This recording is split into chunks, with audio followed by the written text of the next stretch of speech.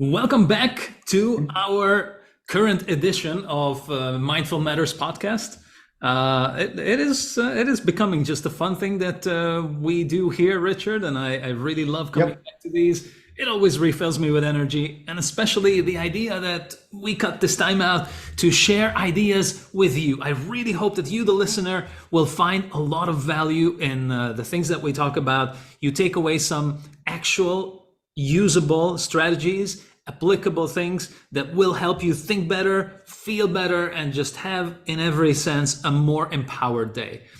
I'm here with my name is Oresztesz, and I love to visit you here. And I'm here with my co-host Richard Haggerty, coach of coaches, fantastic friend, awesome coach, and just an all-around fantastic guy to hang out with, which I love to do on this podcast. Richard. Oh, thank you, Oresztesz. Look, it is a joy to be here, and I love our conversations. I think and I really hope that not only are people following you and watching your amazing videos on less anxiety today, but they can see and follow along here with our basic ethos, which is, look, we wanted to help you to distill and find the essence of things that you can take and apply to yourself. So learn a concept, understand it, apply it to yourself, and integrate it.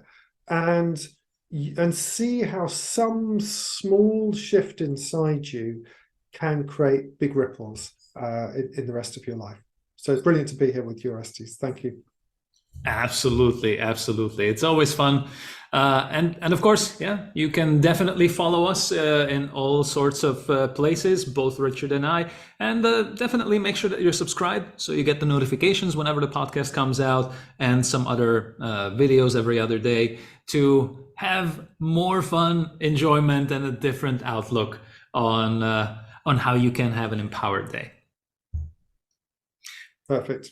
Today, Richard, you started off our conversation with a very interesting, very provocative idea.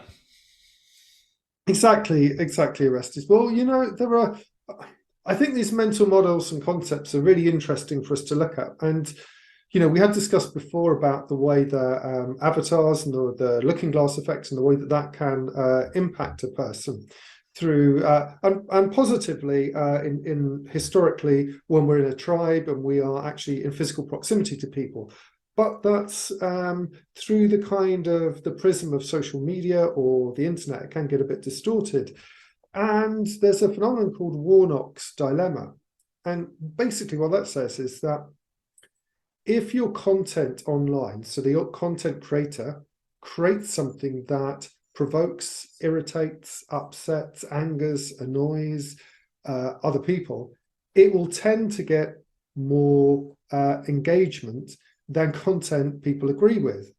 And so what happens is with those people, it tends to be a feedback mechanism to them when they look back over their stats and their engagement to produce more of that content. Mm-hmm. And so what's happening is, and you could think of it as kind of like an exaggerated form of clickbait, but the reason that's happening is the people who are producing it are getting more engagement with it. And so they're looking for this escalation of alarming, enraging, infuriating material. So you're saying that it's not so much clickbait, it's more the reaction of people. It's more the reality. You do get more engagement if you create controversial, provocative content. It certainly helps for getting attention. As we know, surprise and shock are good ways to get attention for the amygdala. Now, you can do it with surprise. You can do it with lots of other things. So I guess clickbait sometimes is relying on the surprise. This is more like, shall we say, a form of shock. But what that does is it's all they're trying to do is get attention. And so there are more and more people trying to get attention. And as they're trying to get attention, there's like an escalation, which I think probably explains some of the stuff we were looking at before. I think last week we discussed about how there can often be a little bit of a polarization of things. And this kind of contributes to it, because when you come into, say, social media to look at a particular topic, you're most likely to get the polarities there, because the algorithm itself is going to, say on Facebook, is going to prioritize the stuff that's got the most engagement. Of course, it recognizes So basically, what we're saying here is that it is mostly human tendency that is creating this. We have observed this in the past in the media, in the news. The more news channels began to pop up, the more channels, 24 hours news channels, once they appeared, started to notice that the news became more and more scandalous, more and more interest provoking, which is usually the equivalent of something that generates an emotional response. Some kind of an emotional response. Agreement doesn't stir up emotions. It stirs up the kind of safety feeling of, okay, yeah, things are the way that I expect them to be, or nice, things are going well. But the thing is that it does not draw attention in. It does not demand your brain power. It means that things are continuing the way that they have been all this time. So when your mind has the opportunity to latch onto something that is a possible problem to solve, that is a possible test of your skills and your wisdom and your knowledge of the world, or it makes you feel like you want to take some kind of action to protect yourself or your loved ones, then that does trigger your desire to have more information. When you see something that you know of, that you agree with, you don't really look for further information on it.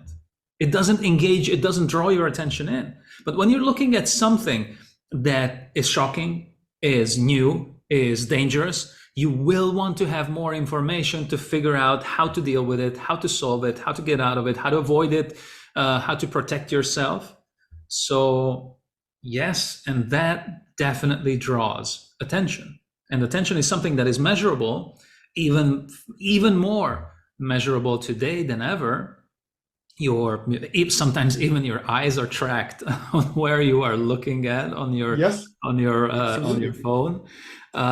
So yeah, definitely. And of course, the more of your attention is present, anybody that wants to promote themselves, this is what they want. They want your attention to be somewhere where they can jump in and tell them about their story and their project and their ideas and their product. So it also translates into actual value to have your attention. Yes, it does. Yeah. And I think exactly what you said here. I think that you kind of need a couple of things to basically, shall we say, protect yourself from making poor decisions, or from poor quality information, or from perhaps being overwhelmed by one particular point of view. And the first is exactly like you said, it's simply to recognize that this happens, this tendency, particularly around, shall we say, marketing or in the social media sphere. It's about capturing and maintaining attention. So it's definitely worth just to be mindful of that, because then you can choose more carefully the kinds of stuff that you're doing. Or if, for instance, you're going to go onto a social media thing, be very clear about what it is you're going to do. Are you going to post a video? Are you going to watch one particular educational thing? Are you going to reply to some friends? What is it you're going to do? And give yourself a clear kind of like buffer of time and intention. Now, I'm not going to say that's easy. We've all, it's not always easy, which is why, for instance, now, even though I make my notes digitally, if I'm going to watch a video or something like that, I'll tend to watch it on the TV, and then I will keep pen and paper if I do want to make a note. Why? Because I want to minimize the draw, the pull towards checking something, just looking at one more thing. So I think the absolute first thing really is to just recognize it, like you say, Oresztesz. The capturing of attention, we know it's fundamental to hypnosis, it's fundamental to learning, it's fundamental really to marketing, it's fundamental to anything really. So we can use that to our advantage. Yes. So first of all, and by the way, you don't have to take our word for it. Just try and take a look at, whenever you spend time on any kind of a device, on any kind of an outlet of news, of information, check if at any point you end up spending more time than what you can actually make use of. Because this effect of your attention being drawn into something, it's very, I would say, insidious, because Yes. you really don't recognize it until after you look back up from your phone, or you check another window, or some alarm comes up, or you check the time and you realize how much time you have already spent. This, as Richard mentioned, is wired into us from a long time ago. When problems like this, if they happened in your very close-knit community, in your city, in your village, in your tribe, in your family, it is very well worth that you pay attention to them and you find solutions and you figure out ways on how to do things. Now, if that problem is actually just a fake, made-up scenario where someone is making up an imaginary argument to have with someone else that affects a tiny fraction of the entire population, you might never even run into the problem in the first place. Even if you do, it might be a tiny fraction of your day. Allowing your mind to try and come up with solutions, it can waste a lot of time. It is engaging, it's interesting, and you can add very wise and very well developed comments, and you can share your point of view, and you can add your contribution to many of these things, or you can spend some time thinking about it. But also think, like, where is that time coming? What is that time coming away from? If it is your way of recharging, I won't say anything. Do it.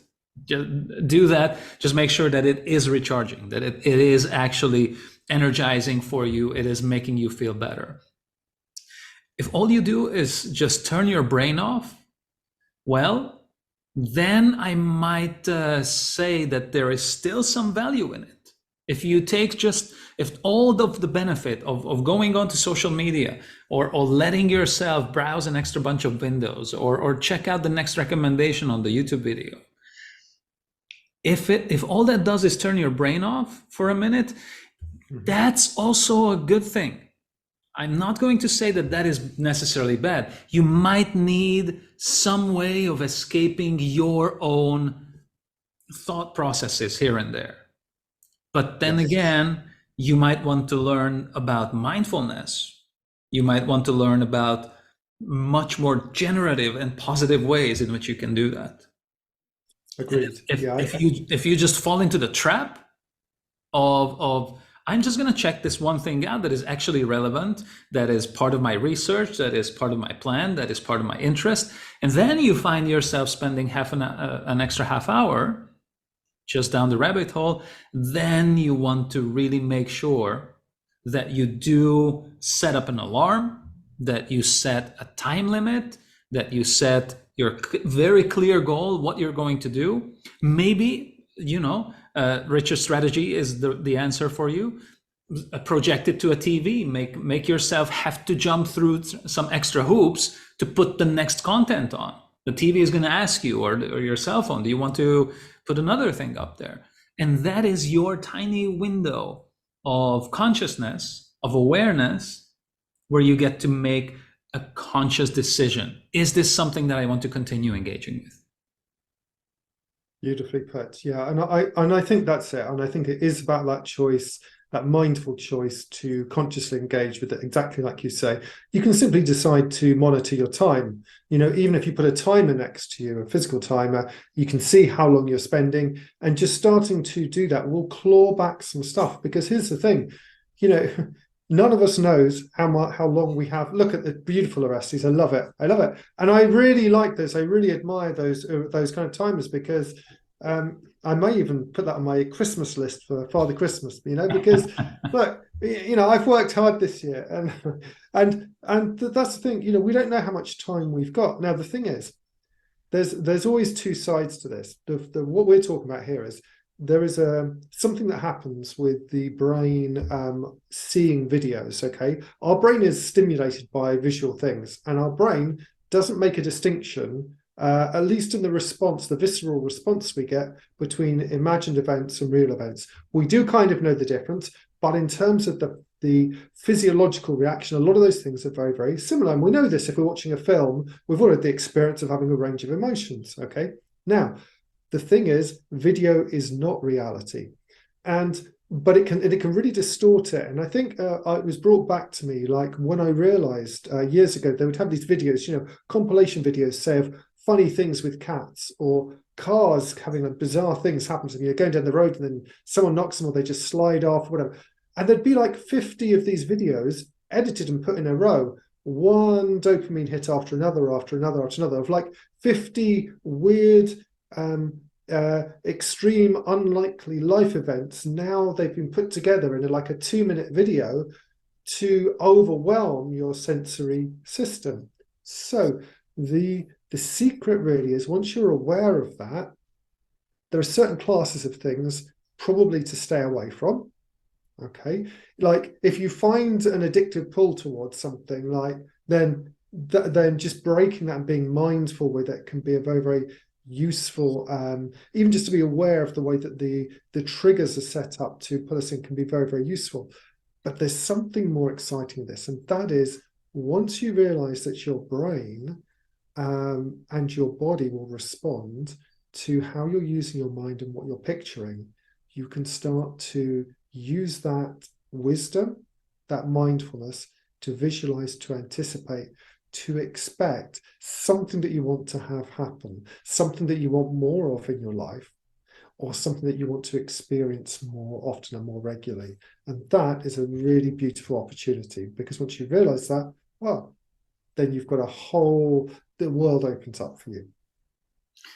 Absolutely, absolutely, Richard. And I know you mentioned that you might take me through one of these little experiments where you can teach our listeners also to how to experience this. I'm already getting excited for that part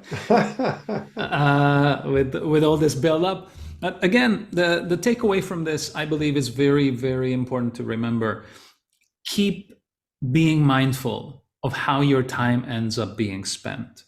Don't be harsh on yourself. If you find yourself being pulled into these, you might even benefit from, if you do find that it has become addictive to a certain degree, then depending on the gravity of that addiction, I recommend that you might even want to reach out to a therapist, because it may just be that you want to have a conversation about how these things happen.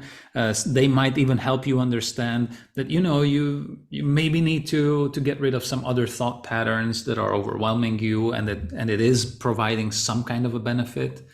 But if it's just you have your projects, you're working on your life, you're going forwards, and you just bump into this, then definitely keep mindful of this. Create your own strategies. Don't take our word for it. Notice. It might be a very good idea just to spend this week, until the next time we see each other, taking note.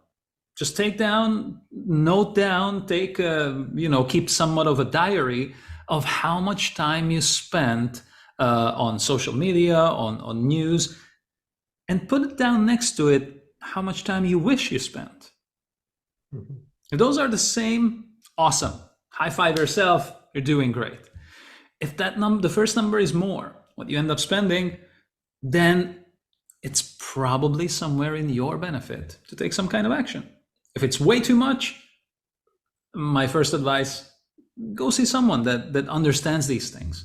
Both of us actually are very versed in providing these kind of therapies. But it doesn't have to be us. It doesn't have to be either of us. Mm-hmm. You can just reach out, or even just someone that knows you well, someone that loves you, that cares about you. Have a conversation about that. Yes. And if it's something less, then just take notice. Maybe you feel inspired to do some things. And in any of the three cases, I think you definitely want to kind of follow along with the next exercise, as if you were the audience, just listening in and having fun with this little experience. Beautiful, beautiful. Well, look, how about this then, Oresztesz? Bear in mind what we've been talking about.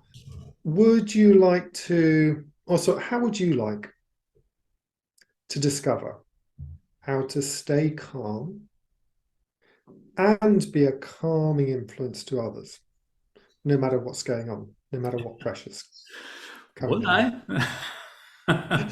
Okay. Excellent. Excellent. Well, I'll take that as a yes. Well, I'll take that as a yes. Yes, that's a So big yes. wonderful. So, Oresztesz, when you're ready, comfortably close your eyes. And as you relax inside, and as you relax your eyes even more, notice that your eyelids can relax to the point where they just won't work. And when you know that they are fully relaxed like this, and only when you know that they are fully relaxed, go ahead and give them a little test. And then let go of testing. And let that relaxation continue to work its way through your body. Now, I know there have been times in your life where you've experienced calm and peace. And I'd like you, before you fully remember one experience of this just now, to just imagine that you could see yourself in front of you, perhaps notice your face, and see a beautiful smile start to appear on it.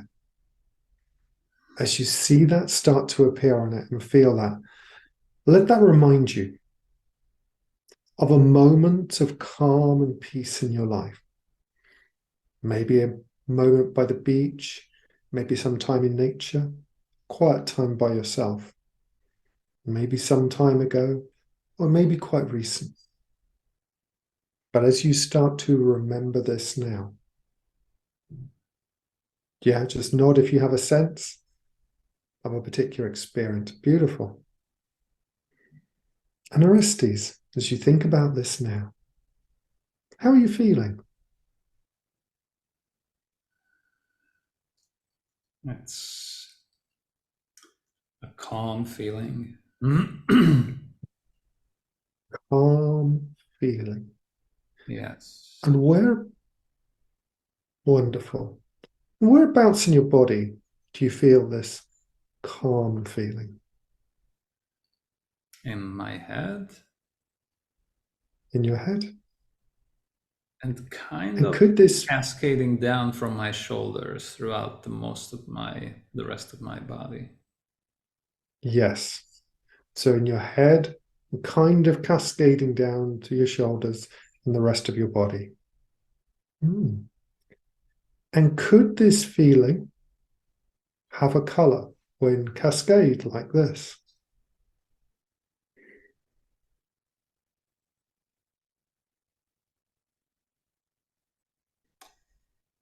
It does. Like maybe some golden lights, Golden lights. Beautiful. like Christmas Golden. lighting. Oh, Yeah, but mm. warm lights, not white. Warm lights. Warm lights and Yeah. white. Oh, not Oh. white.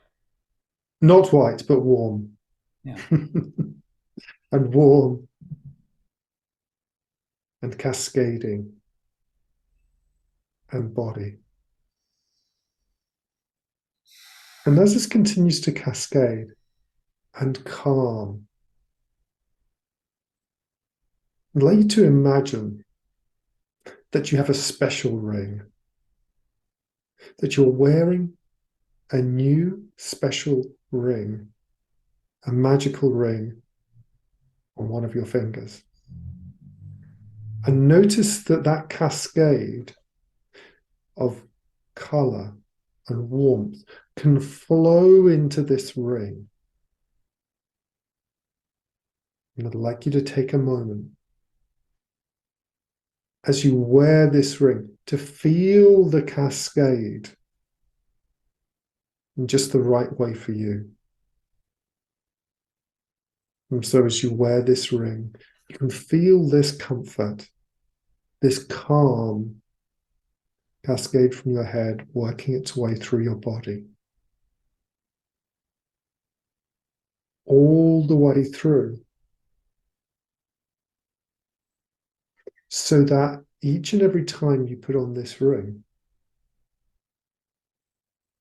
there's a cascade of calm and warm color that can fill your body, almost like to the point where there's a bubble or mist of the color on the outside of you. Not if you understand. And this can be your ring of calm. And this personal calmness can have a soothing and calm effect on you and others that come near. So take a moment and imagine a person, some people coming close to you. As soon as they step into the color field, notice how they start to relax as this cascade of calm flows through them. You may see a smile on their faces as they start to relax and become more peaceful and contented.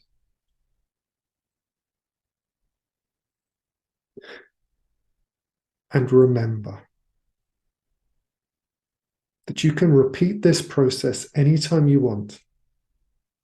Now, simply imagining putting on this ring, feeling that feeling, this cascade of calm working its way through you until it forms a kind of bubble, a kind of aura around you. Know that it extends out from you powerfully.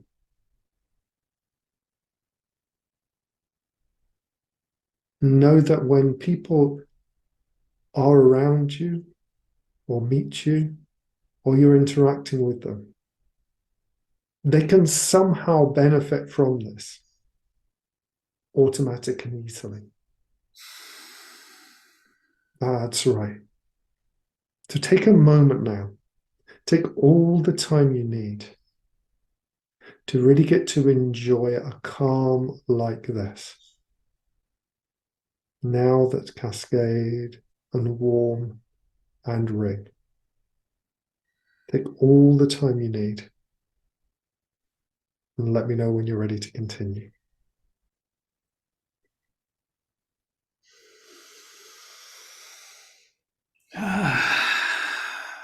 So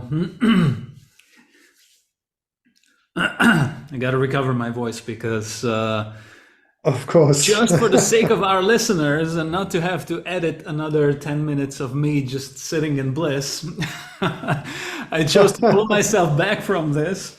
So we get to wrap up the podcast today. But I really enjoyed this experience. This was very, very nice. And of course, if you are just having fun with this, you can continue to take actually all the time that you need, which I will right after we finish the recording. This was very interesting because the memory that you guided me to, of course, you will recognize this from, we use the term pre-framing, which means that all of the things that we talked about before kind of ends up shaping or continuing to influence your experience. So it was very interesting because you sent my mind to a memory where I felt really relaxed, but I felt relaxed because I was getting away from things. Whatever chaos was happening at home and things going on, and not everything is perfect. Surprise, surprise. I don't think anybody actually grew up in a perfect environment. If you did, awesome. But I found myself being a little judgmental of my own comfort in that situation. I felt like I was going to a book to find that comfort that that you send my mind searching for. So at the same time as I was enjoying the relaxation, I was also like, hey, but you shouldn't be moving away from things. And of course, by the generative and positive nature of the exercise, by the end of it, I just realized, okay, well, if I can do that with a book, and I grew up, I found my way, I ended up learning many skills, I help people, I have my family, I have a roof over my head. So to a certain degree, I have been successful in many ways. So just the thought came to me, okay, so if I can do that with a book, I can just do that by myself and say, you know what? I do have this opportunity to keep the calm and just not worry about things that I am not willing to change. If I was to escape into a book to have this calmness, then I might as well just say, screw all those things that I'm not going to fix. And just find that calmness in myself and extend that to others, which might even teach them that bubble of energy was very positive. I can just expand that to others as well. Like just, Right. focus on what you can focus on.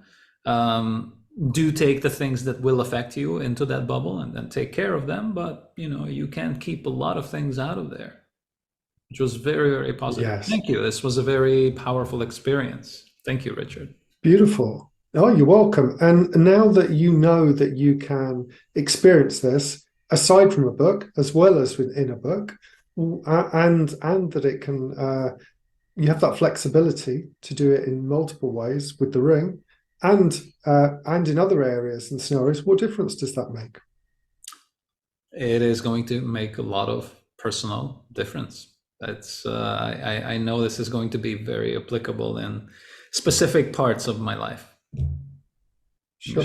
Yeah, Beautiful. and, Beautiful. Well, and thank you, Oresztesz. No, thank you. And I hope if you were following along, you will also find many ways in which this will make a difference.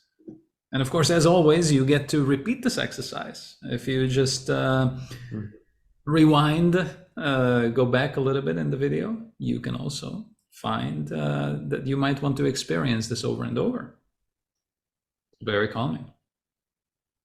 Beautiful, beautiful. Well, I think what I really like about something like this is that you can start off from a place, and it doesn't have to be a perfect experience, but you can take one aspect of an experience that's working for you.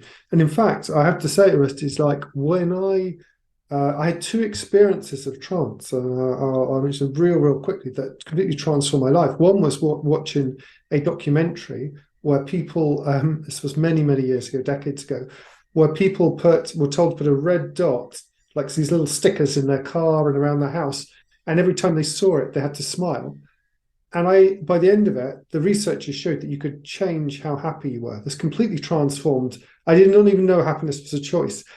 And then a while afterwards, I went to do an NLP course, did some very basic kind of hypnosis, like nothing sophisticated like we've just done. And I started to feel happy and joyous inside. And I was realizing, I don't need to have food. I don't need to have a cigarette to experience this.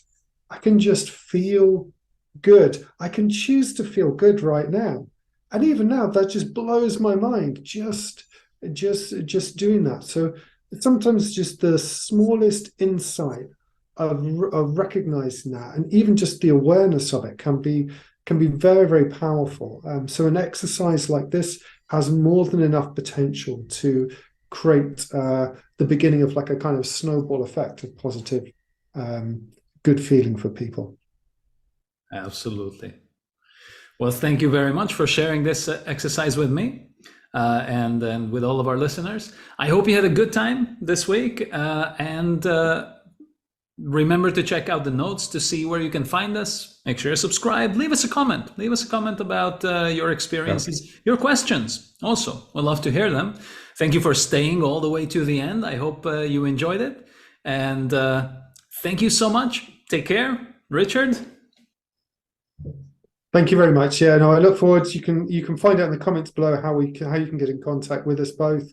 And please do, either like Oresztesz says, leave some comments below. I'm on Twitter if you want to find out what I'm doing, and please feel free to share this with your friends, your families, your peers. We really want to help as many people as we can, and we really appreciate you taking time to listen. Take care. See you next Take week. care. Bye bye.